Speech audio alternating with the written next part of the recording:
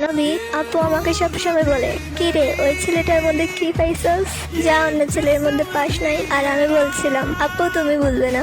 আর আপু বললো, হ্যাঁ আমি তো কিছুই বুঝি না, তুই তিলে তিলে ওই বি ছেলেটার জন্য শেষ হয়ে যাবি। ভালো করে কারোর সাথে কথা বলিস না, সবসময় ওই ছেলেটার কথা ভাবিস। হ্যাঁ আমি তো বুঝবো না, শুধু তুই বুঝবি। আমি আমার আপুকে বলছিলাম, তুমি যেমন ভাবছো তেমন কিছুই না, তুমি যা ভাবছো সব ভুল ভাবছো। আর আপু বললো, তুই ওই ছেলেটাকে ভুলে যা না, আর কতদিন ওই ছেলেটার জন্য তুই নিজেকে শেষ করে দিবি। ওই ছেলেকে তুই কখনো পাবি না, সে তার কল্পনাতেই মানায়, বাস্তবে না। আর আমি আমার আব্বুকে বললাম, আমি আমার কোনো জীবন নষ্ট করছি না, বি আমার জীবনে এসেছেই বলেই আমার জীবন আরো ভালো হয়েছে। হ্যাঁ আমি তাকে পাবো না আপু, আমি জানি, ভালোবাসতে তো কোনো মানা নাই, তাই না?